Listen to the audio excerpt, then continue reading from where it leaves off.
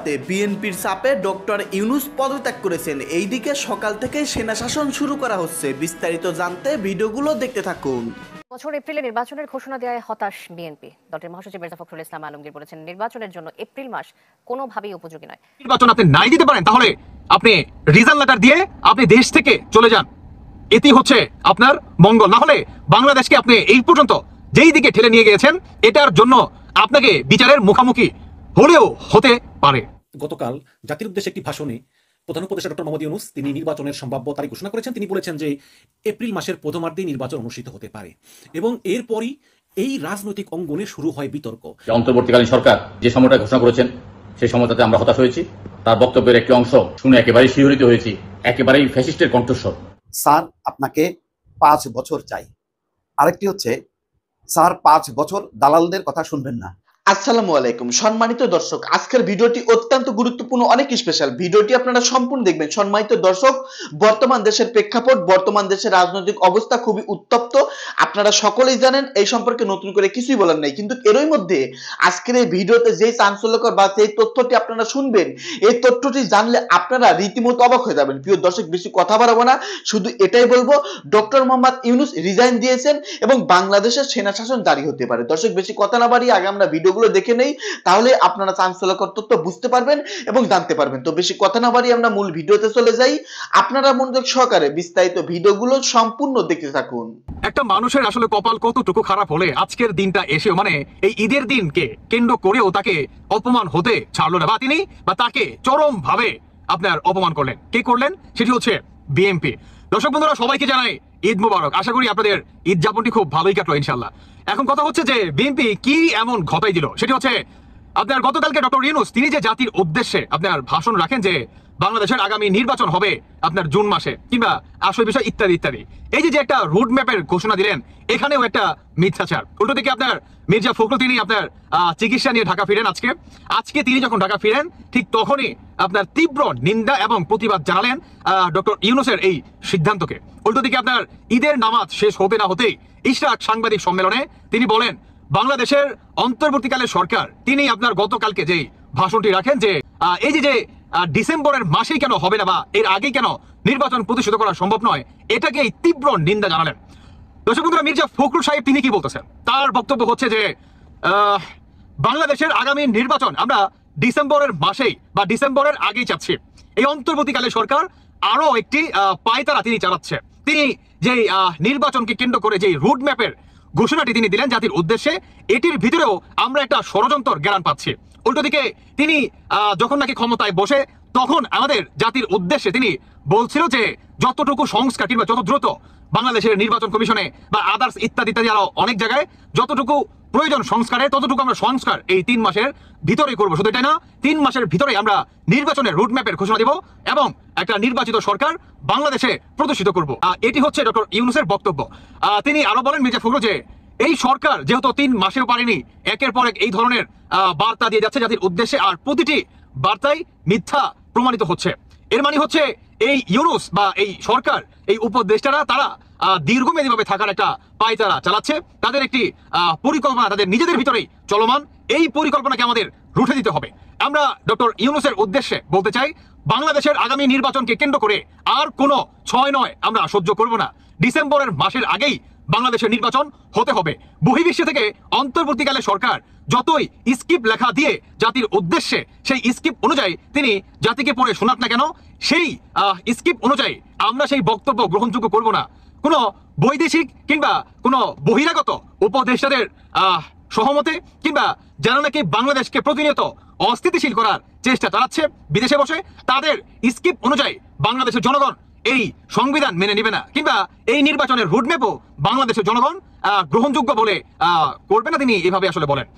তিনি আরো বলেন যে আপনার এখানে হচ্ছে একটু মজার বিষয় যে ডক্টর ইউনূস, আপনি যদি ডিসেম্বরের মাসের আগেই নির্বাচন না দিতে পারেন, তাহলে সময় আর বাংলাদেশের নষ্ট করবেন না। এনাফ ইজ এনাফ, যথেষ্ট সময় আপনি নিয়ে ফেলেছেন ইতিমধ্যে বাংলাদেশ প্রতিনিয়ত রসদলের দিকে আপনি একটু একটু করে ঠেলে দিচ্ছেন। দ্যাট মিনস তিনি আসলে এটা বোঝাতে চাচ্ছে যে ডিসেম্বরের মাসের আগেই নির্বাচন হতে হবে। যদি আপনি ডিসেম্বরের মাসে নির্বাচন আপনি নাই দিতে পারেন, তাহলে আপনি রিজাল্ট লেটার দিয়ে আপনি দেশ থেকে চলে যান, এটি হচ্ছে আপনার মঙ্গল। না হলে বাংলাদেশকে আপনি এই পর্যন্ত যেই দিকে ঠেলে নিয়ে গিয়েছেন, এটার জন্য আপনাকে বিচারের মুখোমুখি হলেও হতে পারে। আচ্ছা, বিএনপি আসলে কিসের ইঙ্গিত দিলেন? অতি প্রথম আমি এখানে দুইটা বিষয় লক্ষ্য করছি। সেটি হচ্ছে আপনার প্রথম নাম্বার ওয়ান, যে ডক্টর ইউনূস আপনার হঠাৎ করে যেখানে সমস্ত রাজনৈতিক দলগুলা নির্বাচন চাচ্ছে ডিসেম্বরের আগেই, আপনার 52টি দলের সমন্বয় হয়ে বিএনপির পক্ষ থেকে এটি বক্তব্য বা ঘোষণা দেওয়া হয় সাংবাদিক সম্মেলনের মাধ্যমে। এখন কথা হচ্ছে যে ডক্টর ইউনূস বা বিএনপি যে ইঙ্গিতটা দিলেন যে বহির্বিশ্বের বা বহিরাগত উপদেষ্টা বা বিদেশিদের কথায় তার স্কিপ বা তাদের স্কিপ লেখার অনুযায়ী আপনি যেই জাতির উদ্দেশ্যে আগামী নির্বাচনে যে রুট ম্যাপের ঘোষণা দিলেন সেটি আমরা প্রত্যাহার করতেছি। আর আপনি যদি ডিসেম্বরের মাসের আগেই নির্বাচন না দিতে পারেন, তাহলে এমনও হতে পারে যে বাংলাদেশে আপনার বিচারের মুখোমুখি হলেও হতে পারে, হওয়ার সম্ভাবনাটাই তিনি একটু আকার ইঙ্গিতে বিষিয়ে দিলেন যে এনাফ ইজ এনাফ। এই কথাটা কিন্তু হালকাভাবে নেওয়ার কোনো সুযোগ নেই। এখন কথা হচ্ছে ডক্টর ইউনূস তিনি যে আপনার নির্বাচনের রোড ম্যাপের ঘোষণাটি দিলেন, এটি কি আদেও পালন করবে? এটা কিন্তু আমার মনে হয় না। কারণ এই পর্যন্ত এই অন্তর্বর্তীকালীন সরকার আমাদের বাঙালিদের উদ্দেশ্যে যত কটা কমিটমেন্ট করছে একটাও কিন্তু রাখতে পারে নাই, কিন্তু আসলে তারা রাখার চেষ্টাই করে নাই। এটাই আসলে বিএনপি আপনার শক্তভাবে নিতেছে যে ডক্টর ইউনূসের অধীনে বা তার যেই বহিরাগত স্কিপ লেখার অনুযায়ী তিনি নির্বাচনের রোড ম্যাপের ঘোষণা দিলেন, এটি আমরা প্রত্যাহার করতেছি। বিএনপির সমন্বয়ে আপনার 52টি দলও সহমত পোষণ করতেছে যে আপনার ডিসেম্বরের মাসের আগেই বাংলাদেশের নির্বাচন প্রতিষ্ঠিত হতে হবে। যদি না পারেন তাহলে আপনি রিজাইন লেটার দিয়ে চলে যান। এটাই হচ্ছে বর্তমান বিএনপির বক্তব্য। মানে এর জন্য বললাম যে আসলে ঈদের একটা দিন, এই দিনেও এসেও ডক্টর ইউনূস কিন্তু আসলে অপমানিত হলেন, তিনি আসলে হয়েই গেলেন। তাহলে আমি একটা কথা বলতে চাই যে তারা তো নোবেল, আসলে এটার মানে কি, নোবেলের মানে কি বলেন তো? যদি আপনি মানে ঈদের একটা দিন, এই দিনেও আপনাকে সমালোচনা বা তীব্র নিন্দা এবং অপমান হতে হয়, তাহলে আসলে আপনার এত মানে শেষ বয়সে আইসা চাচা এত ক্ষমতার দরকার কি বলেন? আপনি হাতে গোনা কিছু সংখ্যক মানুষের জন্য আপনি আপনার জীবনের সমস্ত সুদ খাওয়ার যত অর্জন ছিল সমস্ত কিছু আপনি ধূলিসাৎ করে ফেললেন। এই কাজটা কি আপনি ঠিক? গতকাল জাতির উদ্দেশ্যে একটি ভাষণে প্রধান উপদেষ্টা ডক্টর মোহাম্মদ ইউনূস তিনি নির্বাচনের সম্ভাব্য তারিখ ঘোষণা করেছেন। তিনি বলেছেন যে এপ্রিল মাসের প্রথমার্ধেই নির্বাচন অনুষ্ঠিত হতে পারে এবং এরপরই এই রাজনৈতিক অঙ্গনে শুরু হয় বিতর্ক। বিশেষ করে জামাতি ইসলাম এবং অন্যান্য কিছু ইসলামিক দল তারা বলেছে যে এটাকে আমরা স্বাগত জানাই, কারণ অ্যাটলিস্ট প্রধান উপদেষ্টা একটা সম্ভাব্য তারিখ বলেছেন যে এপ্রিলের প্রথমার্ধে, হয়তো 15 দিনের ভিতরে, যে এপ্রিলের প্রথম থেকে এপ্রিলের 15 তারিখ পর্যন্ত। এবং ছাত্রদের যে নবগঠিত দল এনসিপি তারা বলেছে যে যদি জুলাই সনদের ভিতরে বাস্তবায়ন হয় তাহলে এপ্রিলে আমাদের আপত্তি নেই। কিন্তু সবচেয়ে বেশি প্রতিবাদ এসেছে বিএনপির দিক থেকে, কারণ বিএনপি মনে করতেছে যে আমরা একটি বৃহৎ দল এবং আমরা প্রধান উপদেষ্টাকে সর্বদিক দিয়ে সহযোগিতা করে আসছি, কিন্তু আমরা বলতেছি নির্বাচন ডিসেম্বরে হবে এবং আমাদের সঙ্গে যেই সংঘবদ্ধ দলগুলো আছে আমাদের সঙ্গে অ্যালাইন, যেমন গণ অধিকার পরিষদ, নাগরিক ঐক্য, জুনায়েদ সাকির, গণসংহতি, এরা সবাই আমরা বলতেছি ডিসেম্বরে, গণফোরাম, সিপিবি। তো আমাদের কোনো কথার একটু মাত্র বিন্দু মাত্র মূল্যায়ন হলো না। আমরা বলছি ডিসেম্বরে, আচ্ছা ভালো কথা, হবে না, জানুয়ারিতে হতে পারে, ফেব্রুয়ারিতে হতে পারে, তা না করে একেবারে এপ্রিলে নিয়ে গেল এবং এটা হচ্ছে রমজানের পরে সেখানে তীব্র গরম থাকবে, অনেক বৃষ্টিপাত হতে পারে এবং সবচেয়ে বড় কথা হলো যে এই এপ্রিলে নির্বাচন যদি প্রথমার্ধে হয় তাহলে ক্ষমতা গ্রহণ করতে করতে যেই দল জিতবে, বিএনপি মনে করছে বিএনপি জিতবে, কিন্তু যেই দল জিতবে সেই দল ক্ষমতা গ্রহণ করতে করতে এপ্রিল শেষ হয়ে যাবে এবং এর ভিতরে কিন্তু বাজেট প্রণয়ন করতে হবে এবং এই বাজেট প্রণয়ন করতে গিয়ে কিন্তু বিএনপি অনেক সমস্যায় পড়বে, বা যেই দল ক্ষমতা আসে সেই দল সমস্যায় পড়বে। সুতরাং তারা বলতেছে যে এই এপ্রিল কোনোভাবেই গ্রহণযোগ্য না এবং আমরা বিএনপি সহ আমরা অন্য যে দলগুলো আছি তারাই কিন্তু বাংলাদেশের সংখ্যাগরিষ্ঠ জনগণের সঙ্গে আছে। সুতরাং এই আমাদের মতামত না নিয়ে ডক্টর ইউনূস একটা বিশেষ গোষ্ঠীর প্রভাবে তিনি এই এপ্রিলে নির্বাচন দিয়েছেন। এবং দর্শক, আমি নিজেও মনে করি যে বিশেষ গোষ্ঠী ঠিক আছে, মানে কিছু গোষ্ঠী আছে ওদের কথাও কিন্তু অমূলক না। ওরা বলতেছে যে বিএনপি চাইছে যে নির্বাচন ডিসেম্বরে হোক। এখন আপনি যদি নির্বাচন ডিসেম্বরে দিয়ে দেন তাহলে কিন্তু আপনি বিএনপির কাছে নতি স্বীকার করলেন। তার মানে এখানে বিএনপির যে একটা সরকারের উপর একটা প্রভাব আছে, একটা কর্তৃত্ব, সেটা স্পষ্ট হয়ে গেল। কিন্তু আবার আপনি যদি আপনার নিজের কথায় অটল থাকেন যে একদম জুন পর্যন্ত, তাহলেও আবার বেশি দেরি হয়ে যায়। সুতরাং আপনি একটা মাঝামাঝি ইন বিটুইন আপনার সময় দেন, তো আলোচনা করে সবার সঙ্গে এই এপ্রিলের প্রথম সপ্তাহে নির্বাচনের তারিখ ঘোষণা করা হয়েছে। এখন বিএনপি কথা হচ্ছে যে আমরা বড় দল, আমরা বলতেছি যে নির্বাচন ডিসেম্বরে হবে, সেনাবাহিনী একটা বৃহৎ শক্তি, আর্মড অস্ত্র আছে, সেনাবাহিনীর প্রধান বলতেছে যে নির্বাচন ডিসেম্বরে হবে।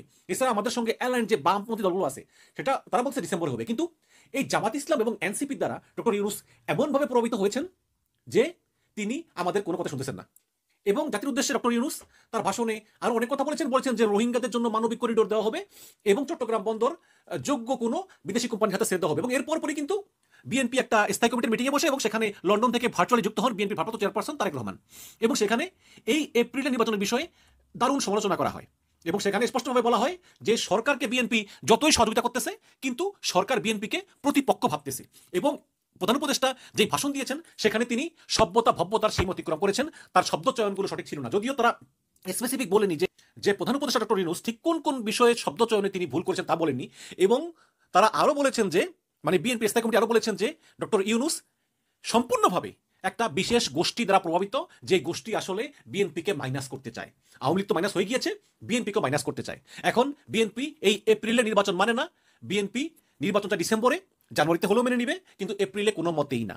এখন সাংবাদিকরা প্রশ্ন করেছিল যে যদি নির্বাচন আসলে ডিসেম্বরে না হয় বা ডক্টর ইউনূস নির্বাচন ডিসেম্বরে না দেন, ডক্টর ইউনূস ওই এপ্রিলের প্রথমার্ধেই তিনি নির্বাচন করবেন বলে তিনি প্রতিজ্ঞাবদ্ধ থাকেন, তাহলে আপনারা কি পদক্ষেপ নেবেন?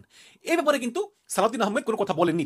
তিনি বলেন যে আমরা এখনো সিদ্ধান্ত নিইনি। তবে আমার মনে হয় যে দর্শক এখানে একটা রেশারেশির ব্যাপার আছে। সেটা হচ্ছে কি যে ডক্টর ইউনূস বলেছেন যে ছোট সংস্কার হলে নির্বাচন ডিসেম্বরে, বড় সংস্কার হলে জুনে। তিনি তো বলেছেন কথা।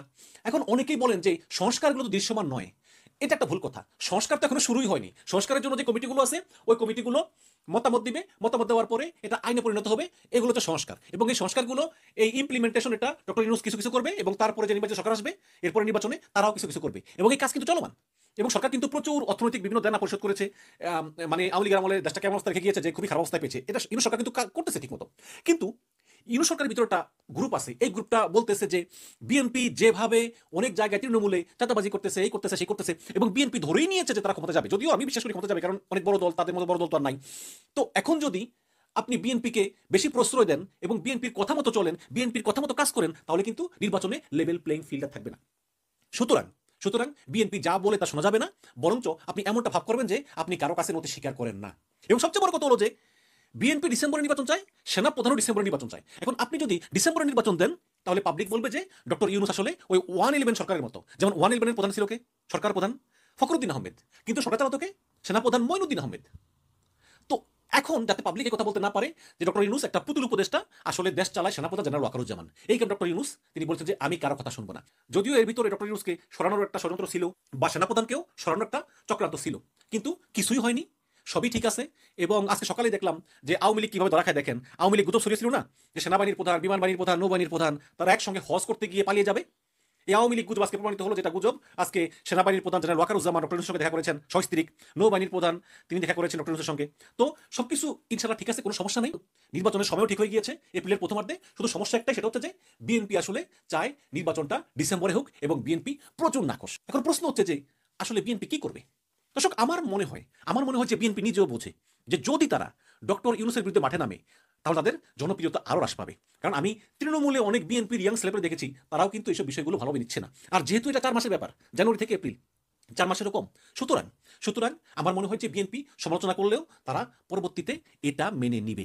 তবে ডক্টর ইউনূসের উচিত যে বিএনপি জামাত সবাইকে সমানভাবে দেখা, কারণ আপনারা যখনই নির্বাচন তারিখ ঘোষণা করবেন তখনই কিন্তু আপনারা একটা কেয়ারটেকার সরকার হয়ে যাবেন, এবং সেই সরকারের কোনো দলের প্রতি পক্ষপাত থাকা উচিত নয়। কিন্তু দুঃখজনক হলেও সত্য যে ডক্টর ইউনূসের এই ছাত্রদের দলের প্রতি একটা পক্ষপাত আছে, এবং জামাত ইসলামের প্রতি সামান্য পক্ষপাত থাকলেও আছে, যেটা হওয়া উচিত না। কাজেই বিএনপি বড় দল বলে ক্ষমতা চলে যাবে, আরে জনগণ ভোট দিলে ক্ষমতা যাবে। বিএনপি যদি বড় দল হয় তার জনসমর্থন বেশি থাকবে এবং ভোট বেশি পড়বে, ক্ষমতা যাবে। এবং গণতন্ত্রে তো ক্ষমতা যাওয়ার এটাই বাস্তবসম্মত নিয়ম। তো এখানে বিএনপিকে শত্রু না ভেবে, ঠিক আছে আপনারা এপ্রিলে নির্বাচন তারিখ ঘোষণা করছেন, সমস্যা নেই, বাট বিএনপির প্রতি আপনারা বিমাতা সুলভ আচরণ করবেন না। আপনারা সবার জন্য একটা লেভেল প্লেইং ফিল্ড করবেন, যাতে জনগণ যাকেই ভোট দেয় সেই নির্বাচিত হয়ে ক্ষমতায় আসে। সেখানে সেটা বিএনপি হতে পারে, জামাত হতে পারে, যেই হোক, এটাই হবে আহ্বান। এবং যদিও বিএনপি খুবই নাকশ, খুবই রাগান্বিত, বাট আমার মনে হয় যে বিএনপির আসলে এগুলো করা উচিত না। কারণ এখানে মাঠে আওয়ামী লীগ নেই, যেই দলটা 100%-এরও বেশি ধরা যায় যে নির্বাচন তারিখ ক্ষমতায় আসবে, তাদের এই 2 মাস 4 মাস এগুলো না করে, এবং তাদের দলের যে নেতারা বিভিন্ন কথা বলে, যেমন দুদু ভাই বলে প্রস্তাবে ভাষায় দিব, বুলু ভাই বলে যে ডক্টর ইউনূস হচ্ছে খ্রিস্টান, তো এই ধরনের কথাবার্তা আসলে জনগণের মনে ক্ষোভ বাড়ায়। এগুলো পরিহার করে তাদের উচিত ডক্টর ইউনূস সরকারকে সর্বাত্মক সহযোগিতা করা এবং এপ্রিল পর্যন্ত অপেক্ষা করা। সম্মানিত দর্শক, আশা করতেছি বিস্তারিত ভিডিওগুলো আপনারা সম্পূর্ণ মনোযোগ সহকারে শুনেছেন এবং দেখেছেন। বর্তমান দেশের অবস্থা, বর্তমান দেশের পরিবেশ বেশি একটা ভালো না। এরই মধ্যে আমাদের দেশের নানান ধরনের কার্যক্রম চলতেছে, রাজনৈতিক অস্থিরতা চলতেছে। এই অস্থিরতার মধ্যেই নতুন করে আরো একটি ইনফরমেশন আজকের এই ভিডিওতে জানানো হলো। প্রিয় দর্শক, এই সম্পর্কে যদি আপনাদের কোনো মতামত থেকে থাকে, ব্যক্তিগত তথ্য মতামত ভিডিওর কমেন্টে জানিয়ে দিবেন। এবং ভিডিওটি এখানে শেষ করছি। পরবর্তী ভিডিওটি দেখার জন্য আপনাদের আমন্ত্রণ করলাম, কারণ আগামী ভিডিওটি খুবই গুরুত্বপূর্ণ। ভিডিওটি সম্পূর্ণ দেখবেন এবং এই চ্যানেলের সঙ্গেই থাকবেন। সকলে ভালো থাকবেন, ধন্যবাদ।